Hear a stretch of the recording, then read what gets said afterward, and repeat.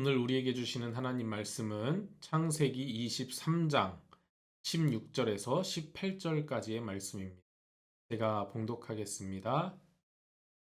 아브라함이 에브론의 말을 따라 에브론이 헷 족속이 듣는 데서 말한 대로 상인이 통용하는 은 400세겔을 달아 에브론에게 주었더니 마므레 앞 막벨라에 있는 에브론의 밭 곧 그 밭과 거기에 속한 굴과 그 밭과 그 주위에 둘린 모든 나무가 성문에 들어온 모든 헷 족속이 보는 데에서 아브라함이 소유로 확정된지라.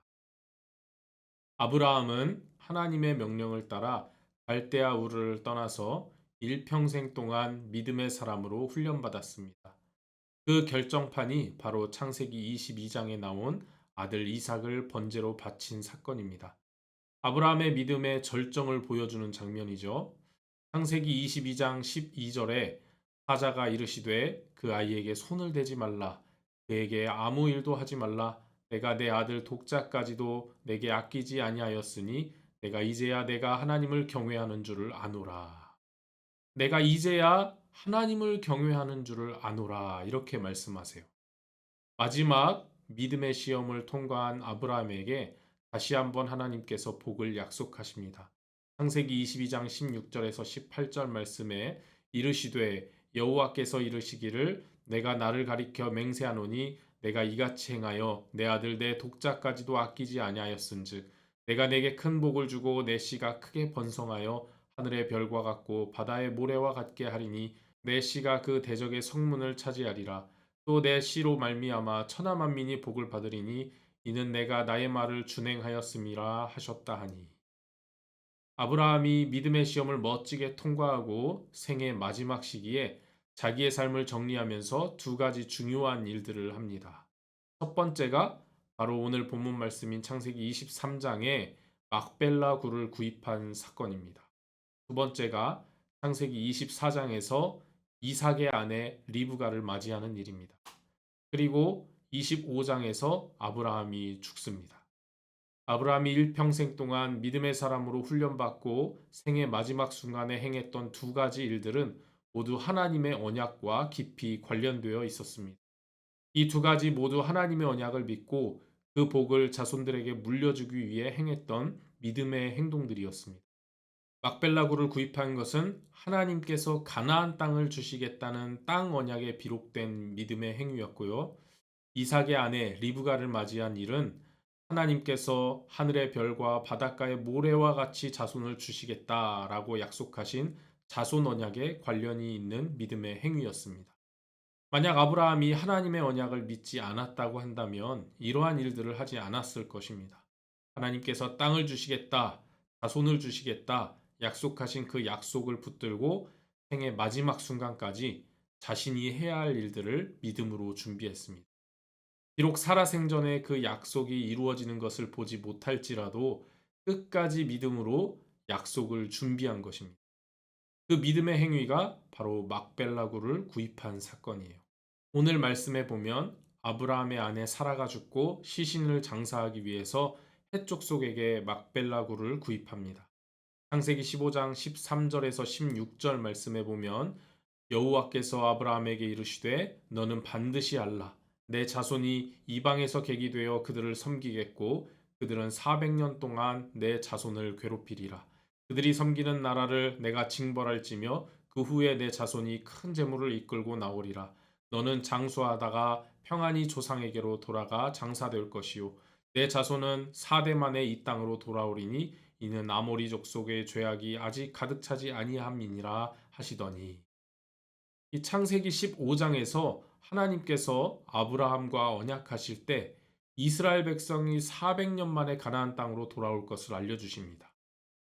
즉 아브라함은 창세기 23장에서 막벨라 굴을 구입할 당시 지금으로부터 400년 뒤에 이 땅이 후손들의 땅이 될 것을 미리 알고 있었다는 것입니다.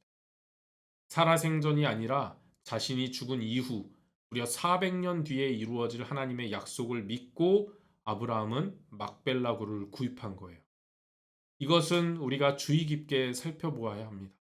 아브라함이 막벨라굴을 구입한 것은 400년 후에 이루어질 하나님의 약속을 믿고 자신의 삶으로 믿음을 고백한 신앙 고백적 행위였습니다. 우리를 향한 하나님의 약속은 우리의 생애뿐만이 아니라 죽음 이후에도 시대를 초월해서 반드시 성취되는 것입니다. 내가 자녀의 구원을 위하여 긴 세월 간절히 기도하는데 왜 기도가 응답되지 않을까?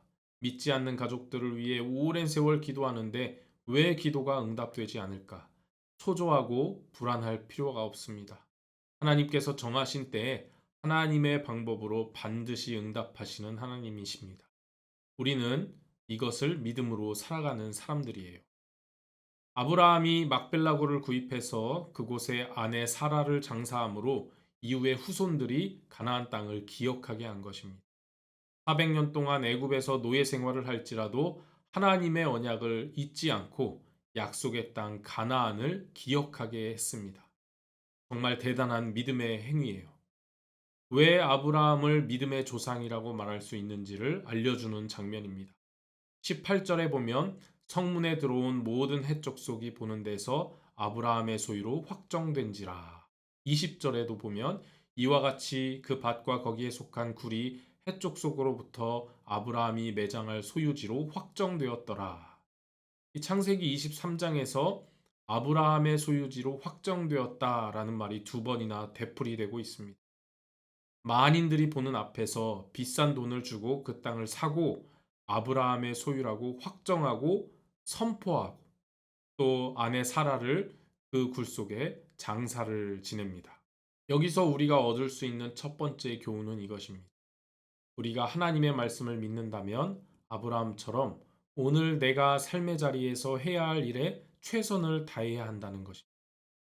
우리의 간절한 기도의 응답과 하나님의 약속은 내 생애뿐만 아니라 내 자녀의 시대에도, 자녀의 자녀의 시대에도 유효한 것임을 믿어야 합니다. 하나님 앞에 충성스럽게 사명을 감당하고 하나님 기뻐하시는 일들을 했다고 해서 내 생애에 그 복을 다 받아 누리기도 하지만 그렇지 않을 수도 있습니다. 내 자녀의 시대에, 자녀의 자녀의 시대에 열매를 맺을 수도 있습니다. 그러한 신실한 하나님을 우리가 믿는다면 후손들에게 남겨질 믿음의 유산을 위해 오늘 내 삶에서 하루하루 최선을 다해 믿음으로 살아가야 하는 것입니다. 믿음의 씨앗을 뿌려야 합니다. 그 씨앗이 싹이 트고 열매를 맺게 하시는 분은 언약에 신실하신 여호와 하나님이심을 믿으시길 바랍니다. 기도하겠습니다.